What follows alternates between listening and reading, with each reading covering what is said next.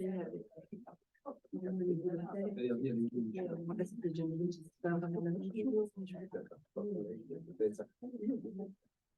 everyone. Welcome participants who are joining us online. We're going to be starting in just a few seconds as our guests in the room find their seats. So welcome to the launch of the 4th edition of the Inclusive Digital Economies Scorecard. It's my pleasure to welcome you today.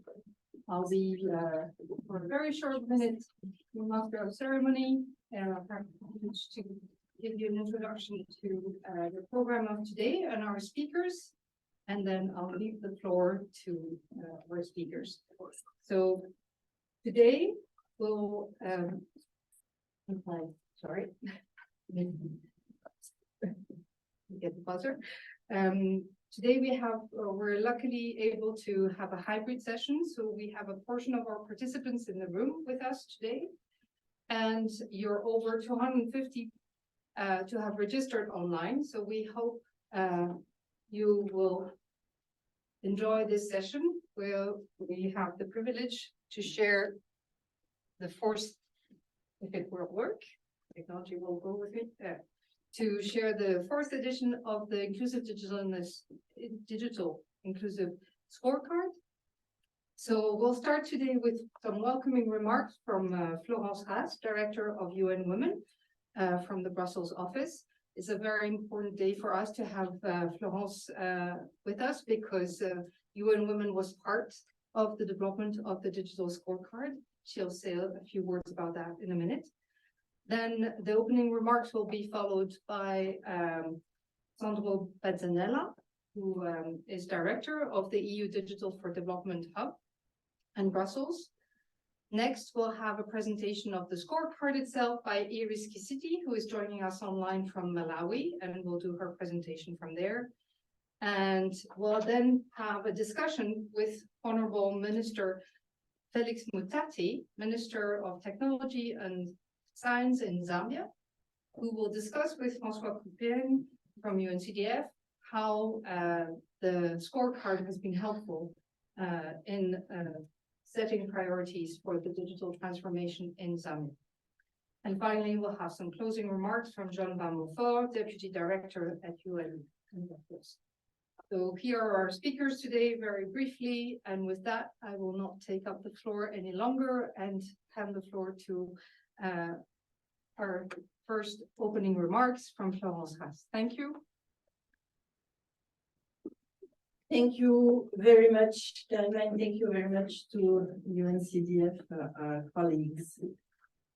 I hope everything is fine online. I think so. Otherwise, let us know.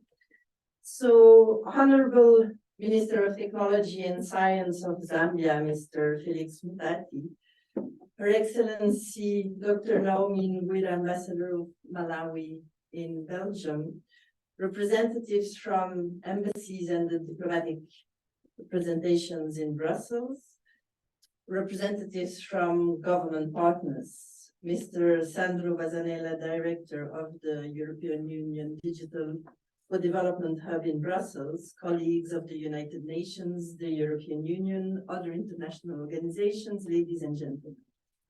It is my pleasure to welcome you today on behalf of the United Nations to the 4th edition of the Inclusive Digital Economy Global Data Launch. This year, the data of 25 countries will be shared via the scorecard. This data on the development and the inclusiveness of the digital economy has been collected with government partners of the countries spread across Africa, Asia, and the Pacific, many of whom I think are virtually connected to us today.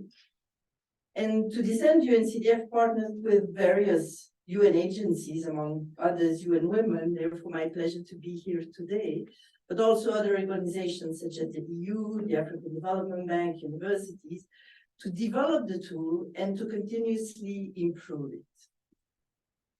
As mentioned, as UN Women, we did not just contribute to the tool, but we are very pleased as well to be here today, of course, because we're talking about inclusion, and we're talking about digital inclusion of women. I will leave you with one or two remarks before handing over on precisely women's access to the digital world, which represents an enormous opportunity for many of the countries we're working on, but which faces also a lot of challenges. Digital inclusion makes sense not only from the equality point of view, but also from the economic point of view. I think we don't need to prove it. We have data, we have costing studies that tell us that today. Yet, we're still far off track to including women and girls equally, both in access to technologies, in their development, and in their use.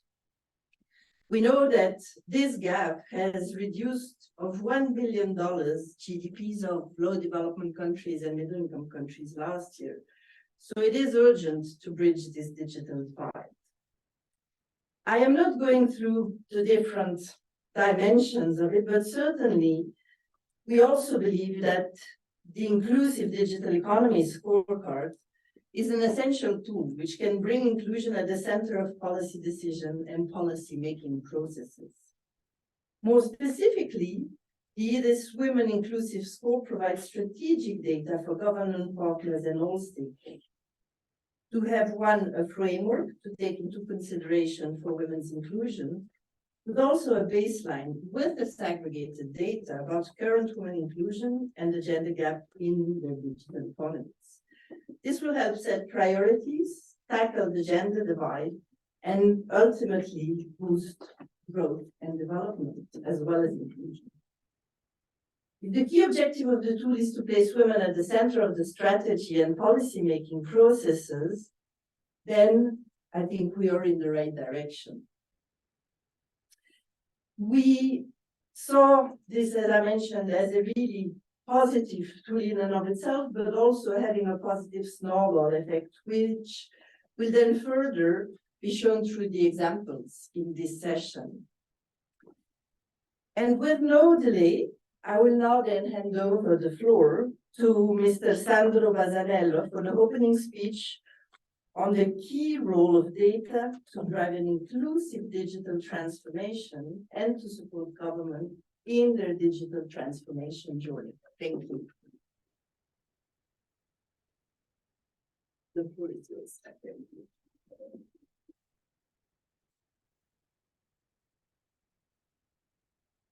Thank you. Thank you, Florence.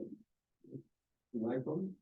Yes. Thank you. Thank you, Florence, and thank you for this handover that I'm very pleased to be here for the opening of the fourth edition of the Inclusive Digital Economy Scorecard.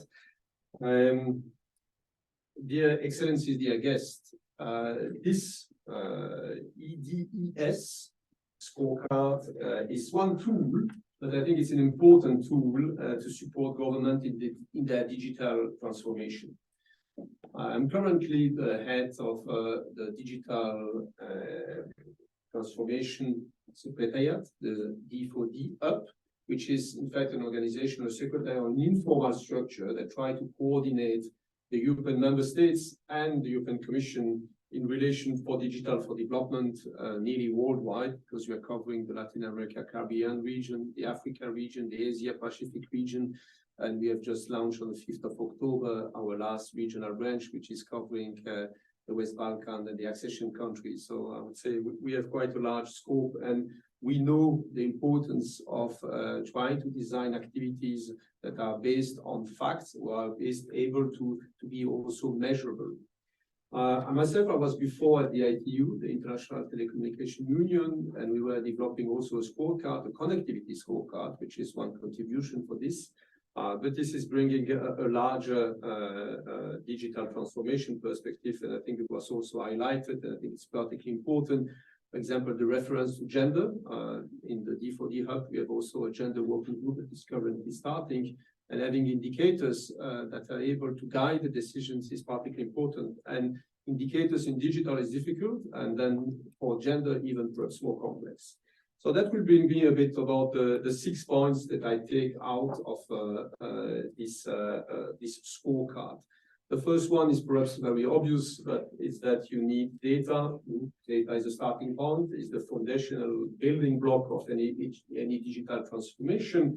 And one of the main actors that you have for that is the government, obviously, and more especially the statistical agencies. But not only, I will come on a certain point on that, but I think it's a particularly important point because statistical agencies, especially in developing countries, are not always the most prominent in any government, and they are playing a key role if you want to take any kind of decisions. And I think engaging with them is particularly important. That brings me to my second point about what kind of data, action-oriented data, especially in digital transformation. Digital is a bit everywhere, so you have to identify with it. You are referring about the gender, women, obviously, but also digital for youth, for refugee, for rural population, elderly, disabled, migrant, and refugees. There are different entry points, and that's very important when you're building such an index that you try to combine digital for what. And in doing so, that's perhaps my third point, as I said, out of 6, is that those data are not only action-oriented, but also citizen-centric. And I think it's particularly important to have such an approach, so which can cover sex disaggregated, localization, and any kind of other indicators that allow for a more central citizen-centric approach in that analysis. And in doing so, it's important that once you have that set up, you must be a periodic collection and accurate collection. And let me tell you that by my own experiences, I know that's quite a huge challenge. And it's impressive that this can be done on a regular basis, since we are here already on the 4th edition. And there is a lot of work behind presenting such data on a regular basis. Bring me to the most important point, my 4th point about collection data is obviously for data analytic. The objective of this is not an objective in itself. Data collection is data collection for what? And the idea is to uncover actionable insight that can inform policy decisions and resource allocation, obviously, which can be the budget of the government, but also private sector priorities. I think that's something that is particularly important to guide decisions, to guide, I would say, even activities that are driven to support those kind of decisions. 5th point, I would say, when I was starting a statistical bureau, they're obviously at the crossroad, but they are not working in isolation. And it's also a collaborative work that is happening at national level. And I suppose that we will have a concrete explanation that will be done by His Excellency, that will share with experiences, I suppose, in Zambia, that will likely also explain the challenges to have such an holistic data collection, combining many agencies in a government to be able to collect those data.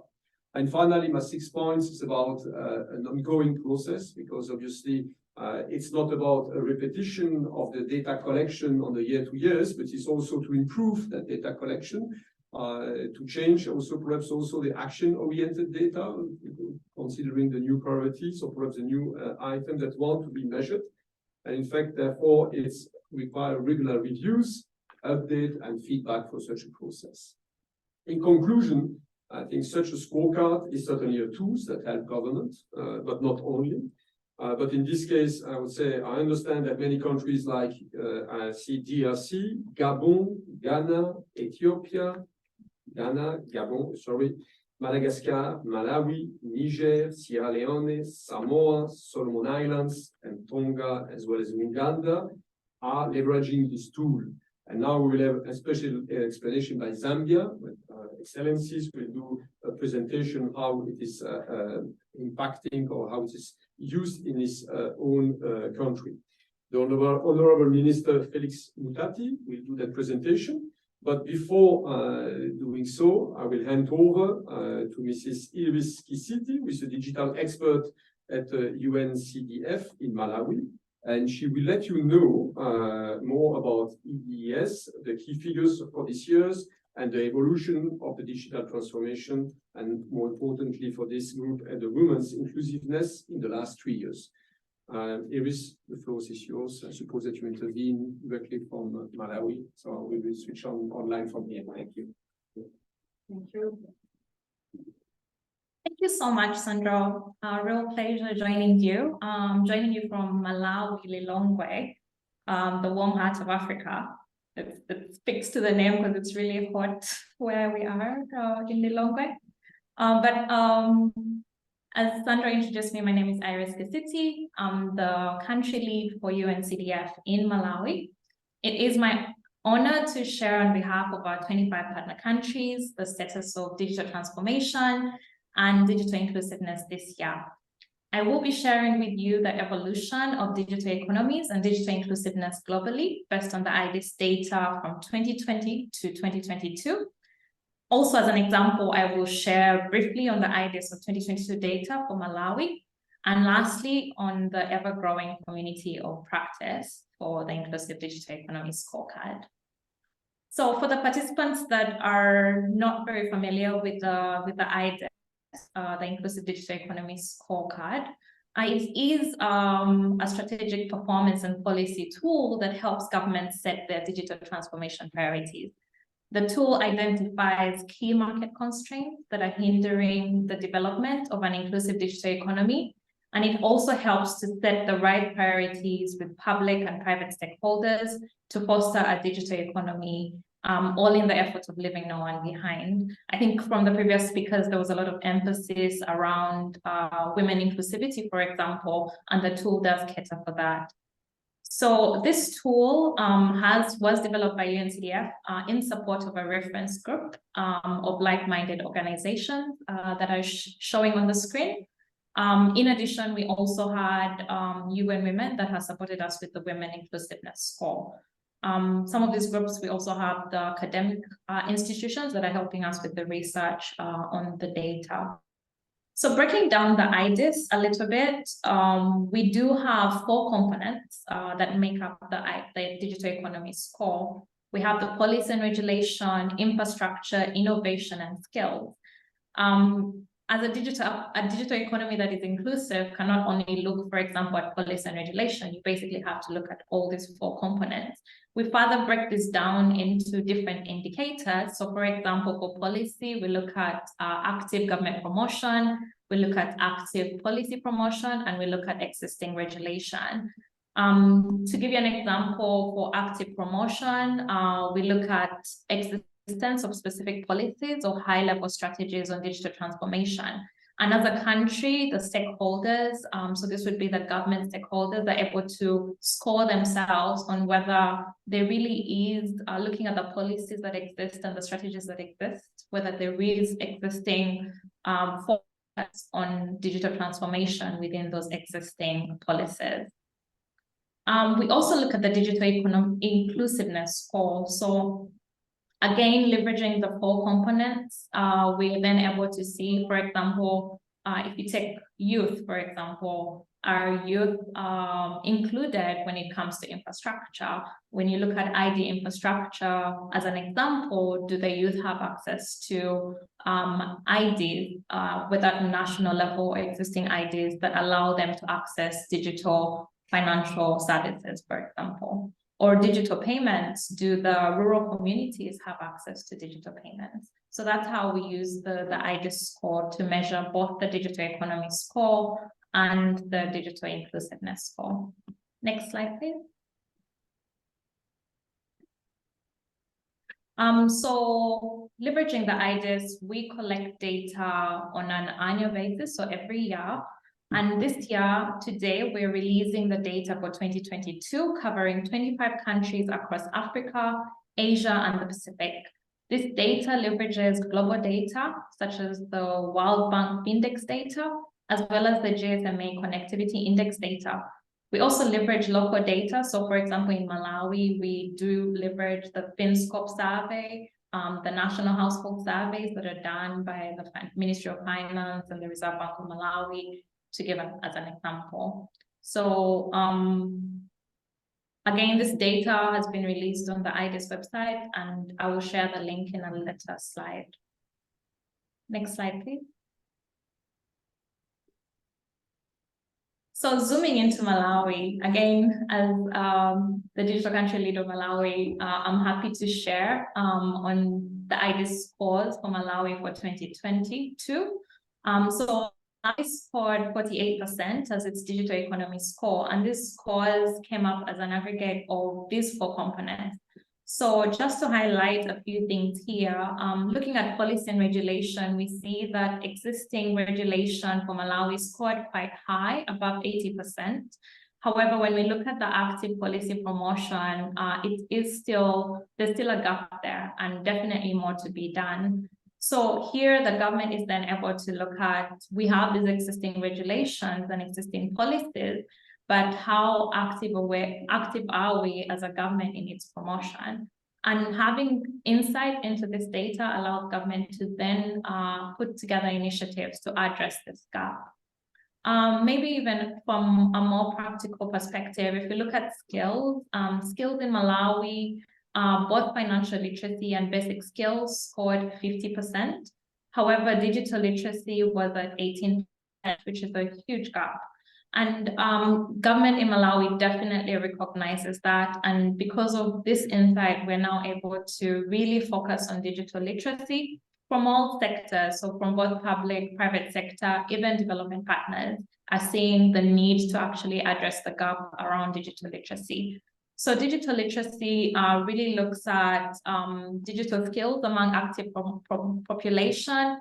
We look at proportion of schools with internet access and evidence of appropriate curricula at primary, secondary, and tertiary levels. Some initiatives are quite exciting in Malawi. So for example, we have a project being rolled out by Ministry of Education that is looking at supplying 6,000 iPads, I would say, to 6,000 schools across the country that will be used by the students to access educational material, including digital literacy. Next slide, please.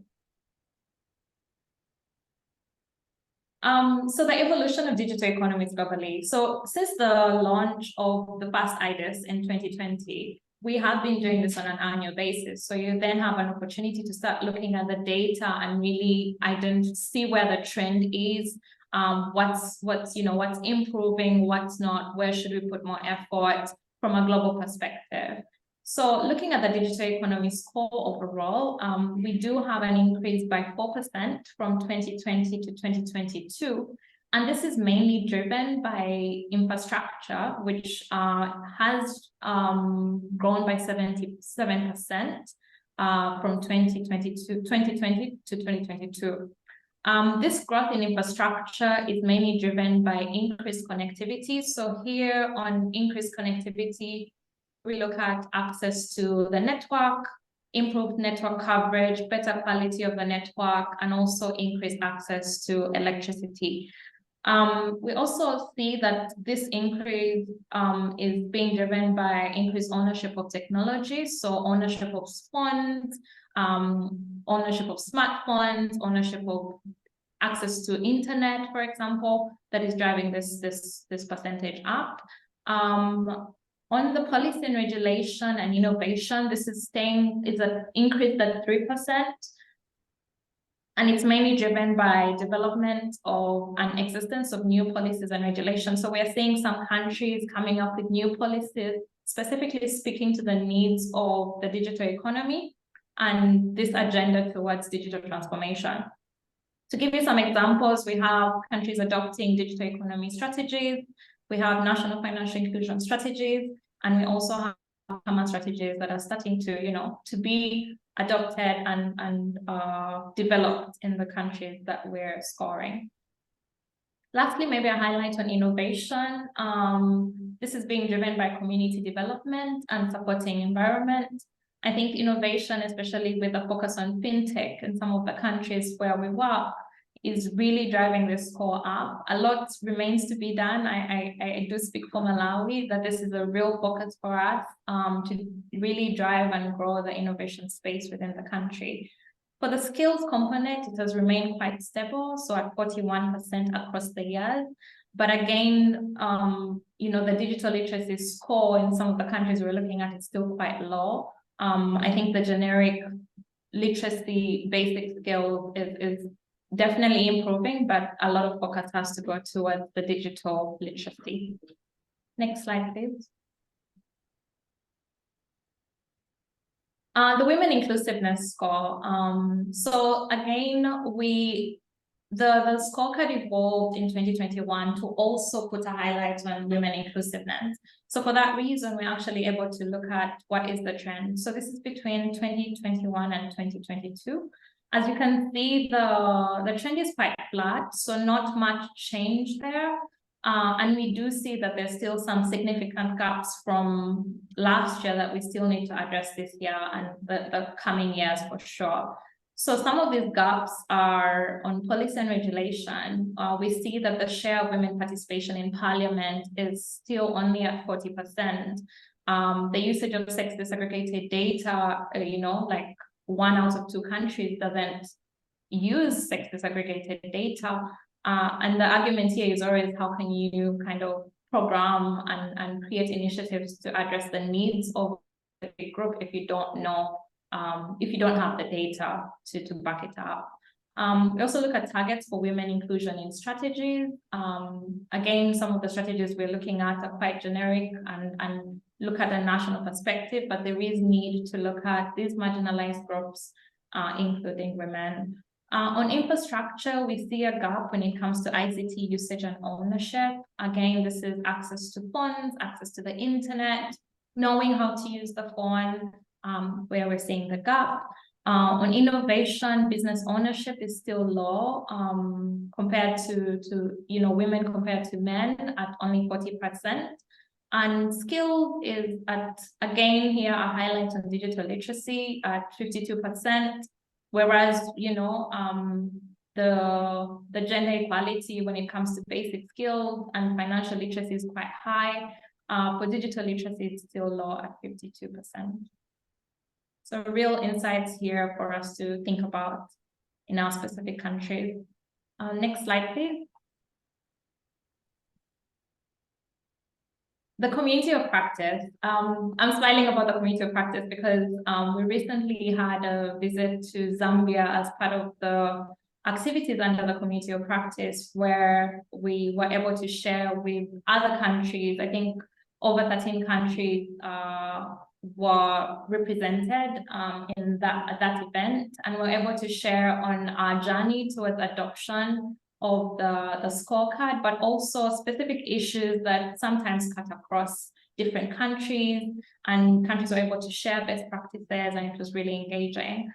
We do know that since the launch in 2020, we do have some countries that are, have adopted IDES before others, and the community of practice really gives us a space where global peers can exchange best practices. These 4 countries that have adopted can share lessons and learnings to other countries. We are also supporting exposure visits. So to give you an example, Ethiopia and Malawi actually had an exposure visit to Uganda and Rwanda to really learn about their strategy around digital transformation, the issues they're facing, how they're addressing, for example, infrastructure issues that cut across our nation. And again, this is a really good platform for sharing knowledge, focusing on inclusion, and really looking at best practices. Next slide, please. So everything I've shared, all the data, so the data is shared on the IDES website. And you can, go to the website. Every country has a specific page that breaks down the data for the country. And you're able to really, really deep dive into this data. Some of the countries also have accompanying reports that really address, kind of expound on the data itself, and also share some recommendations moving forward. So we do invite you to please check out the IDES website for more insights into this data. So, well, thank you very much. That was it from me. For the next session, it is my pleasure to now hand over to Francois Kopien, the UNCDF Digital Global Lead, for an in-depth discussion on the digital transformation of Zambia with Honorable Felix Mutati, the Minister of Technology and Science. Thank you very much. Thank you, Iris. Thank you for this great overview of IDES. I think thank you also for the trends that you have been giving us concerning the, I think, the evolution of the digital transformation, and also for the, I think, the women inclusion this year. I just want first to check if we have the Honorable Felix Mutati online. Honorable Minister, can you hear us?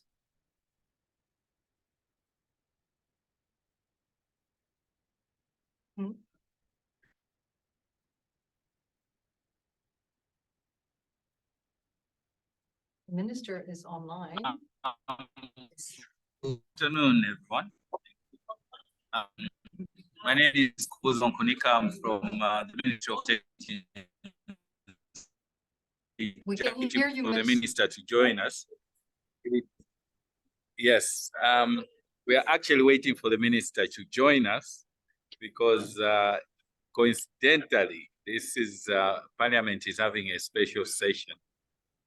He had just gone to the Speaker's chambers just to tell them that he'll be in this meeting.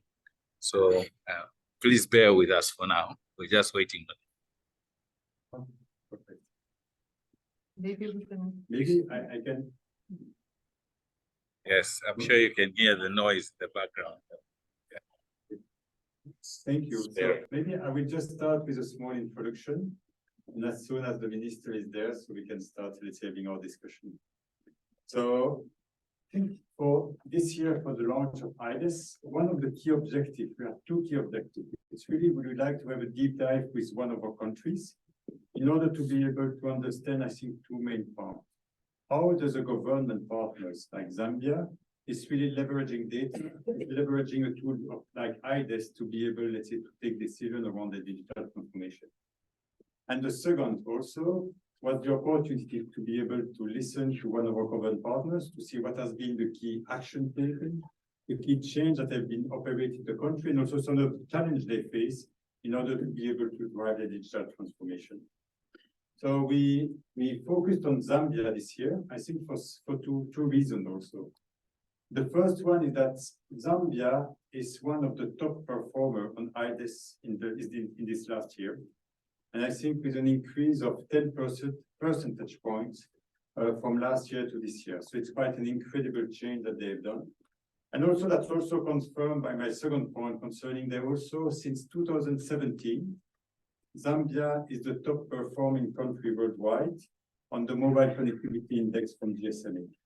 So being able to in terms of the digital transformation. So I think the choice of Zambia and the opportunity to have, let's say, a discussion with Honorable Minister Mutati, I think will really, I think, give us all the ingredients to be able to understand how a government can leverage data for their decision making and really be with the nitty-gritty of what has been put in place in order to be able to achieve this.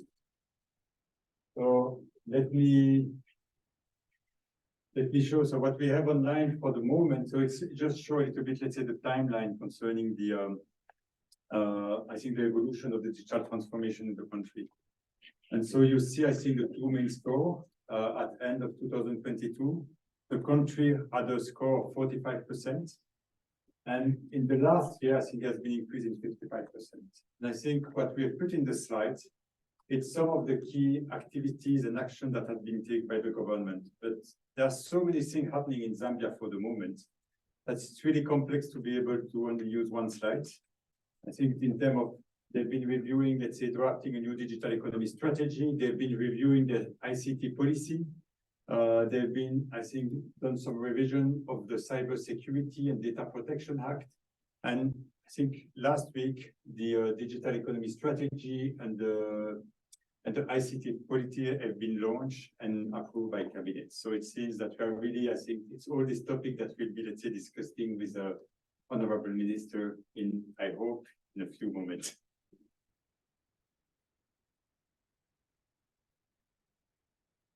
Maybe while we wait, there's a question online about the Digital Economy Scorecard and if beyond women, who else is included in the scorecard? Maybe if you can answer that one. And another question is about, does UNCDF have any plans to add more countries to IDES? So maybe you can comment on that.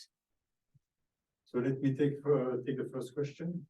So that's where we have a major focus on the women inclusion within IDES. And it's a main focus because I think in some of the global data source, we can find some data and also some proxies to be able, let's say, to measure, let's say, inclusion of women in digital economies. So also we are aiming, and you will see online that there is the score for other, I think, segment of the population, rural population, youth, MSMEs, refugee, migrants, let's say, disabled, and also elderly.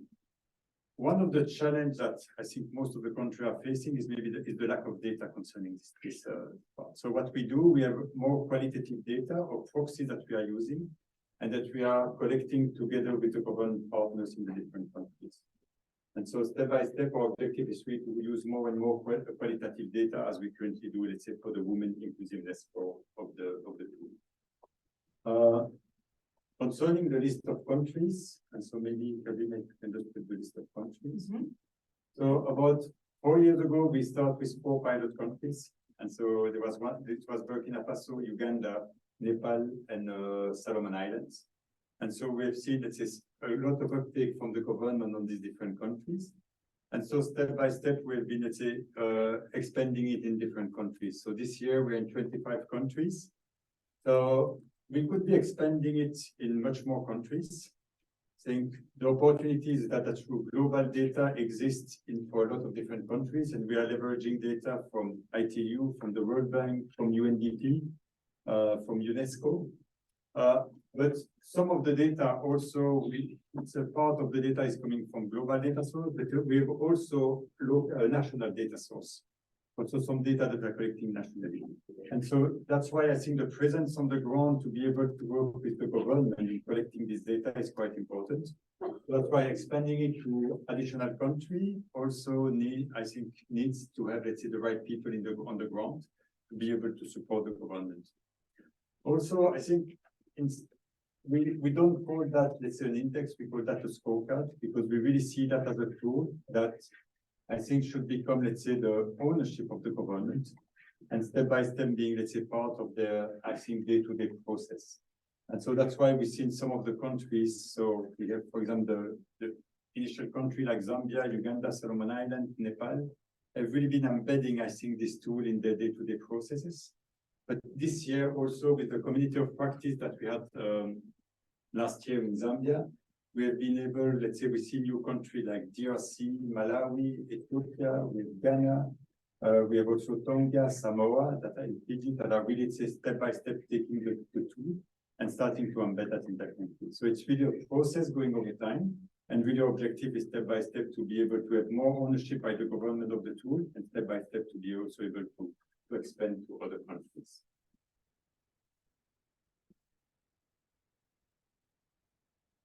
Okay, So I'm just try. checking if the minister is on its way.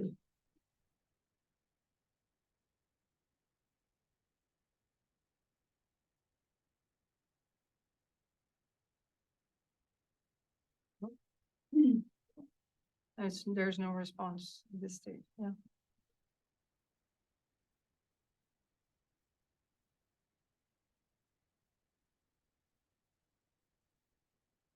Annie, if you're hearing me, can you please give us an update on where we stand with the minister's appearance in the session and his availability?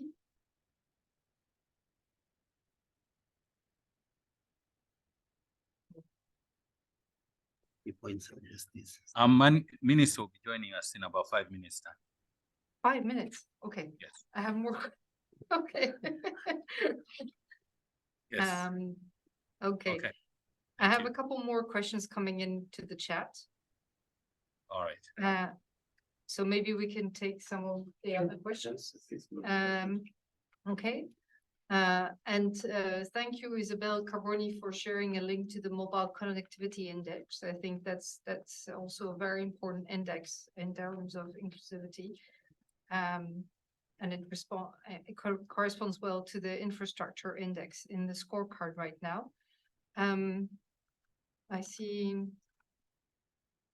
there's a question, wait. Are you including digital public infrastructure in the scorecard? Is one of the questions. The IDES, currently we shared a score of 45% for which year that would be for the data of 2022, correct?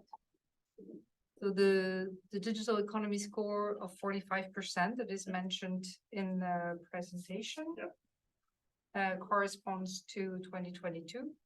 Maybe Michael Shan, you can maybe precise the country you were interested in, or if you're watching a score on the online, maybe which country are you talking about? That might help us.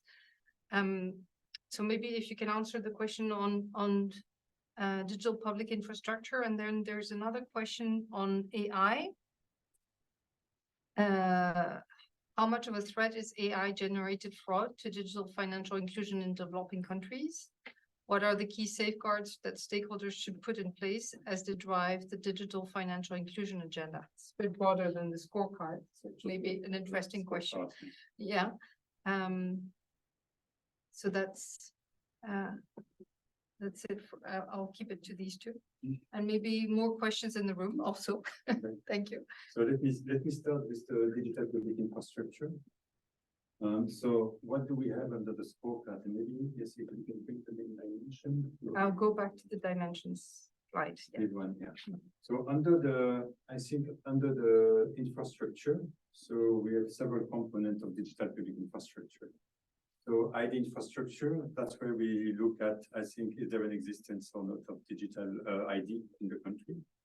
So that's where we're covering the digital ID parts. Also under digital payments. Good afternoon, everyone. Can you hear me? Yes, we can hear you. All right, thank you very much. The Honorable Minister is ready. Oh, great. So maybe we stop the Q&A for now and go to the Minister. Sure. Yes, Honorable Minister Felix Mutati, welcome to this call. And thank you, I think, for accepting to share, I think, your experience in terms of the digital transformation of Zambia, I think with all the participants from around the world. We can see you now. Welcome. Yes, I can see some of you on camera.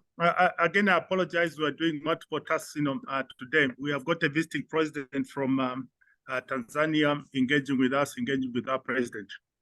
But let me say, from our perspective, we wanted to determine as an economy where we were digitally. So we carried out an assessment, the IDES assessment. And basically we were told the assessment told us 45% as a digital economy. On the basis of that, we then began to think through how do we formulate the interventions, under what pillars should we focus on. So we have 1, digital services. Number 2, digital skills and literacy. 4, digital innovation and entrepreneurship. And then the last one is digital infrastructure. So those are the pillars. The last one, which is crucial, is creating an enabling environment. So what have we done thus far? We have 1, completed our digital transformation strategy.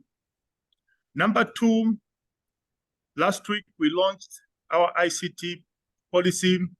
And then 3, we have flexed the enabling environment to permit us to proceed going forward.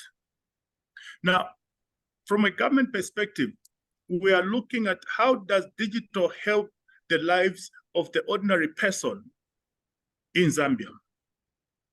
So I said the purpose of digital transformation is for us to be able to answer the 3 A's, which is your access, availability, and affordability. Now, in order to answer that, there are a few things that you need to do. One, obviously, for access, you need the digital infrastructure to be able to deliver connectivity to the people of Zambia. You also need to answer the question around devices, the cost of devices, including digital literacy. So what we have done thus far is that we are using a number of technologies to be able to answer this question competently. We are planting some towers. For example, this year, close to 200. Next year, it will be over 200 towers. But the hard-to-reach places, we're also using alternative technologies, such as low-orbit satellite. And the intention is that our people must be reached. Now, once you reach our people, how are you going to transform their lives? What we are focusing on now is simply called, can we create community digital centers where our people can be able to access digital services arising out of government? And in those digital centers, we shall have appropriate infrastructure to facilitate access. And what we have also done is that in order to promote the issues of access, literacy, and skills, is that a number of key government services, such as social cash transfer, fertilizer input support program, we are saying that you, our citizens, are going to receive this via your phone.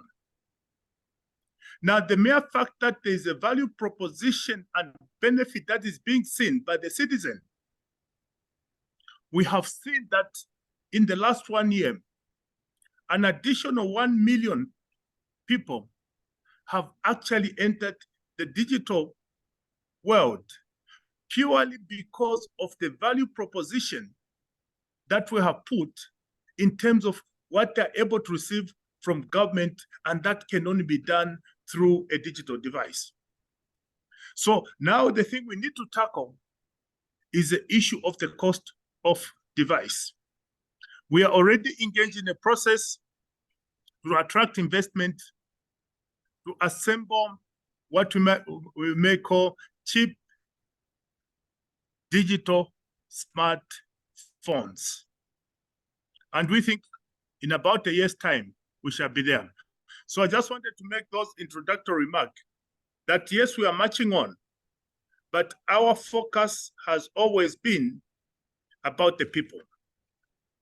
Now, to enable private sector to work with us digitally, in 2023, we focused on what we called the 3 I's, which is incentives, investments, and innovation.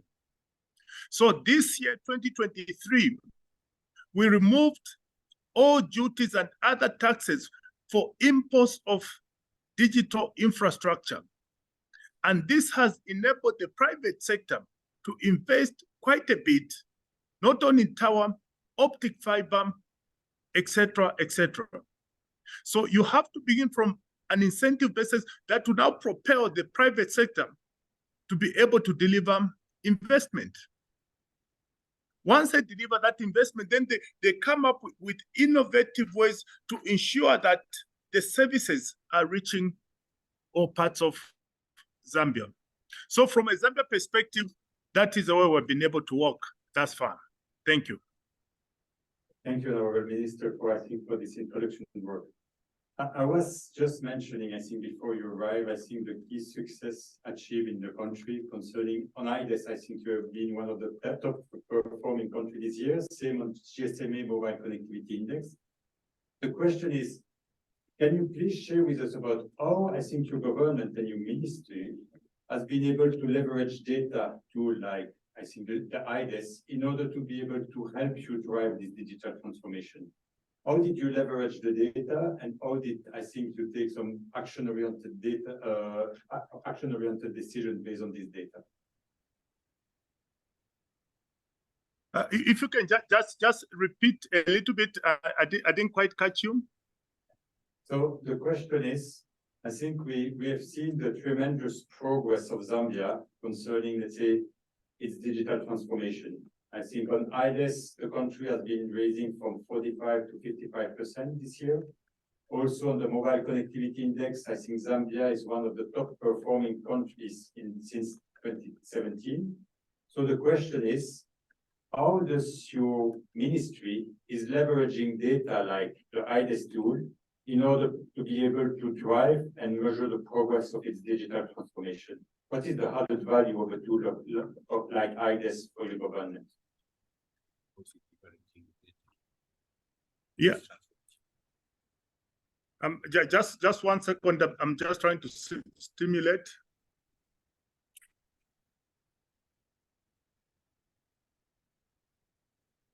We can hear you pretty well.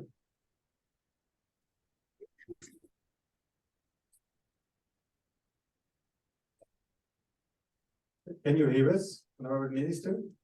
Okay. Yes. Yeah. Now I can hear you. Okay. I think if I understood you correctly, is how are we using data to be able to how we are using data to be able to create appropriate interventions? Is that the question? Yeah. Yes, that's the right question. Using the IDES tools. Yes, that's the right question. Yes. Now, what we have done, you know, that's fun, is one, we have used IDES, one, to prioritize on policy interventions and regulations that must be aligned to the goals of achieving the digital economy. Okay? And with IDES, we were able to use the tools to update our ICT policy, which we only were able to launch last week.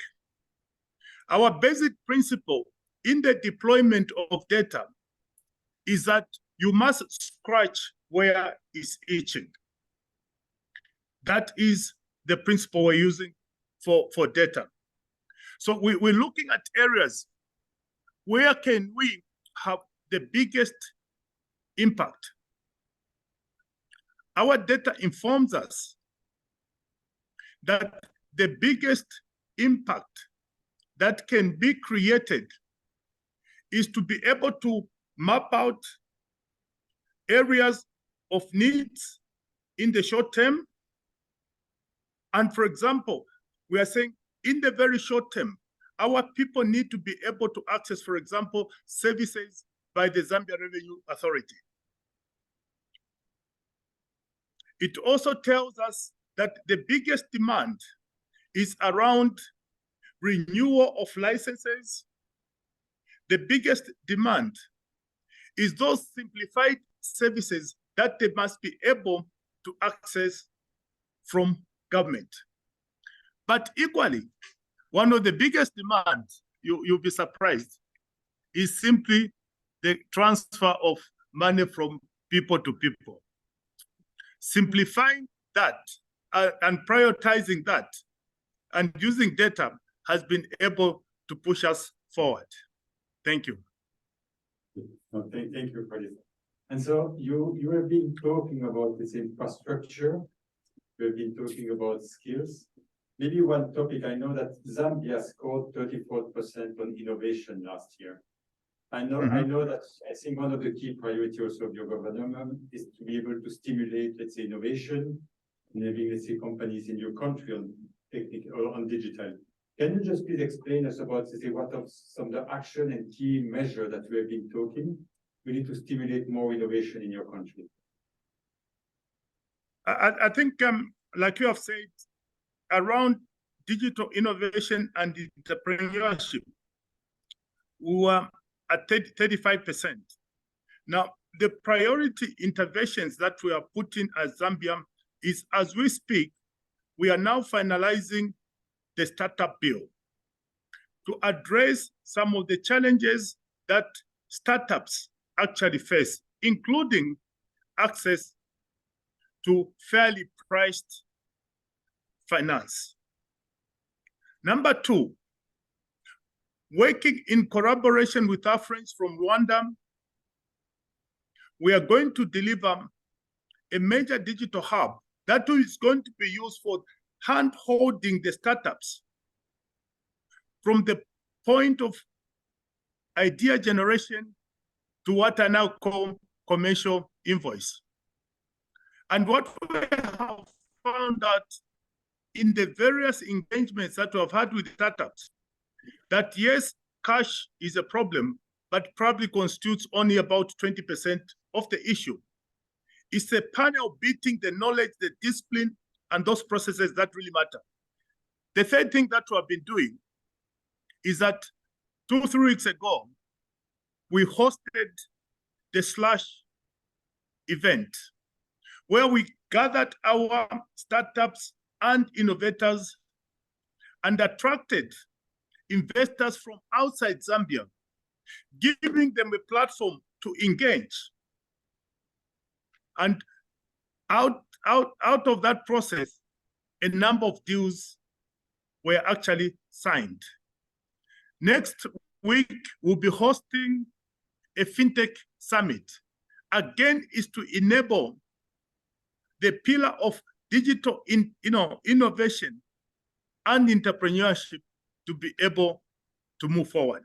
So those are the specific interventions that we're doing in terms of digital innovation and entrepreneurship. Okay, thank you, Minister. So maybe another topic. I think when we are talking, I see you in your digital strategy. I think one of the objectives is the participation of all population segments in the digital economy. So the inclusion of all segments of the population, I think, is crucial for all of our government partners. And we have a lot of our government partners that are still struggling to be able to come with the right action or change in their policy and regulation to be able to include all segments. And some examples, for example, we still see some digital economy strategy or e-commerce strategy that does not really take into consideration specific target for women or youth. We have also some governments that are struggling to, I think, to collect sex disaggregate or age disaggregated data. So I think it would be great if you can really share it also with us. What has been, let's say, some of the key action taken by the government of Zambia in order to make sure that the digital economy that you are developing is inclusive of women, youth, MSMEs, and also other segments of the population. Thank you for that. One of the basic things that we have now begun to do, particularly first of all for SMEs, we have a number of empowerment funds from government for SMEs. So when they're applying for these funds, they apply using digital channels. And using data, we're able to say, we are going to deploy the funds in specific areas and for specific purposes. And we're able to say, using the data, women, youths, segregated. So I'll tell you, for example, only last week, our Minister of Youth and Sports was delivering SME support in a place in the rural areas to the various categories of women, youths, boys and girls on a practical basis. So for us, is financial inclusion means you have to start from the bottom and then get back to the center. Thank you. Okay, thank you, Minister. Maybe a last question before I think we close the session. So I think you have been talking a lot about of the success and what has been achieved. I'm sure it has not been achieved without facing any challenge or difficulties. So what are the key challenges that your government face in implementing all this new, I think, action in the country and change in the country regarding the digital economy? That is a big one. And quite frankly, the first big challenge is resistance to change. The second big challenge is to be able, from a government, you call it coordination within government. You know, digital is across and is in pillars. So the issue of people trying to hold on to what you may call their territory. So breaking those silos has been a challenge. Another challenge is in choosing the priorities of reaching and delivering digital. You find that our priorities and those of other ministries are at conflict. So these challenges obviously continue to be there. So we have decided to work on a collaborative framework defining how we are going to work together from a government perspective. And I'll give you an example. We are trying to do the digital ID next year. Now, our colleagues in the Ministry of Home Affairs say this is a security issue. We are saying it is a technology issue. You are, first of all, going to need to have a layer of data. You need to have interoperability, and then create a sensible digital ID. So you have to go through that process in order to achieve the appreciation that we are all working towards the same goal. So if it's challenges, every day, I tell you, they keep rising. Every day, we keep fighting. And there's no other way. Fight on. No, thank you, Minister. Unfortunately, I think we are coming at the end of the discussion. I think because we have a lot of person offline. So I will say, we will really love to continue the discussion, and I'm sure we'll be able to continue the discussion during, let's say, other opportunities. I think Thank you. On behalf of our government partners, on behalf of, I think, the participants tonight, I really would like to thank you for your time. And I really, let's say, wish you, I think, all the best, I think, for the continuation of the digital transformation and to continue this remarkable journey from Zambia. So thank you, Honorable Minister. So I appreciate that. Let me also say thank you for the support that we've been receiving. It's actually making it easy because now we have a clear path in terms of the direction that we must take in terms of digital transformation. The work that you have done with us is exceptional, and we'll continue to look towards your cooperation and hand-holding as we become a champion to deliver digital transformation in this part of the world. Thank you. Thank you. Thank you, Honorable Minister Mutati. So maybe to conclude the event, I would like to hand over to Georges Van Montfort, who is the UN Deputy Director in Brussels, and he will be coming with the closing remark. And just also to let you know that UNDP is also the key partner on the Inclusive Digital Economies Scorecard. Thank you. Thank you so much. Thank you so much. Honorable Felix Mutati, Honorable Minister of Technology Science in Zambia, Her Excellency the Ambassador of Malawi here to Belgium, representatives from embassies here, colleagues from the EU, thank you for joining us, and of course, colleagues from the UN system. Thanks for being with us, and also the colleagues online, thank you so much. First of all, Honorable Minister, thank you for a very concise yet very clear presentation of the actions taken by your ministry and your governments to push the growth that we've seen in Zambia on digital transformation. I've taken good note of your 3 A's as you spoke to your citizens, and your 3 I's as you were speaking to your industries, your private sector investments.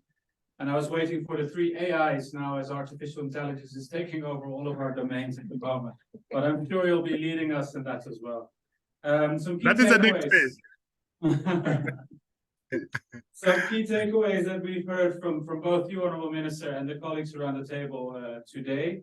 One is the central role of governments and the partners to really leverage the data that the IDES tool provides to really drive a successful and inclusive digital transformation. In the last 2 years, we've seen a 4% growth across the board in all the digital economies in the 25 countries that are measured. So that's quite significant. Secondly, as we've heard, sex disaggregated data. We do see a gender gap that was at 37% before. But if we look at the last years, we are actually seeing that in terms of sort of improvement in gender, it only grew 1 percentage point. So we're not sort of catching up either. So there's a real call that the data can show us where we need to pay more attention to women and making sure that marginalized segments of the society come into the fold. From Zambia, and I think, Honorable Minister, you made some points to that. Maybe it's linked to your third point on challenges, the priorities of your ministry versus the priorities of others. I think that's one of those challenges, right? How do we reach those most furthest left behind, and how do we take them into account? But really, I think the leveraging of IDES to track progress is one key element that we've learned from your experience.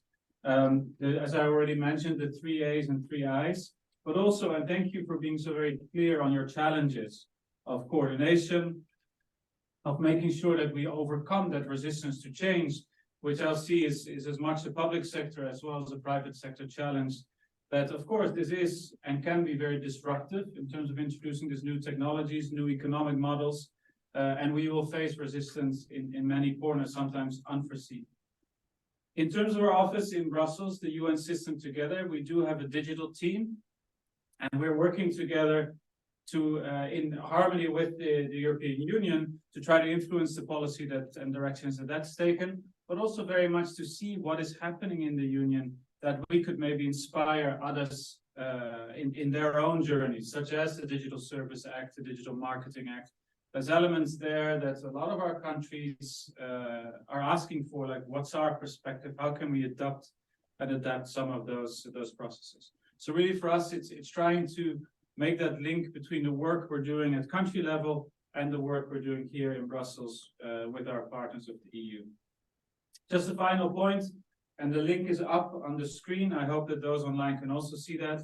The IDES website is available, as we mentioned already, data from 25 countries. So please do use that. If you look for more detailed data, you can contact your country representative. The website has a link with a contact page, and there's people representing each country that you can ask more details from and see how you can collaborate. Really just moves me to thank everybody for participating, but also and very much thank our speakers for being with us. And Honorable Minister, with your very busy schedule, we heard you were called in with the speaker. We really appreciate you taking the time to be with us today. I wish everybody a very successful digital transformation. I hope that we can be part of that process. And for those here, and apologies online, we still can't do it, but we do have coffee for those who are in the room. So please enjoy and have some conversation with the colleagues here. Thank you so much. Thank you.